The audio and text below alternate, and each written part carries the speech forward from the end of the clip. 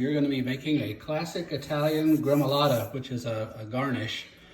Consists of 2 tablespoons of fresh basil, 2 tablespoons of fresh parsley, a clove of garlic, and a tablespoon of lemon zest. We're going to put this in our little small chopper food processor and just pulse it a bit.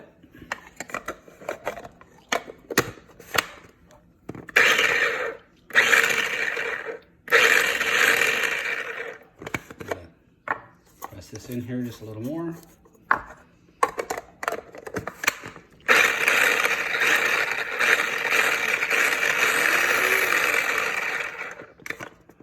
it all mixed in here.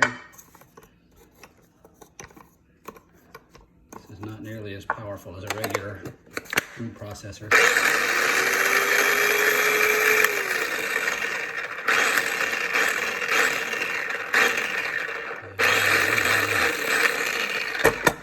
To be about where you want it to be.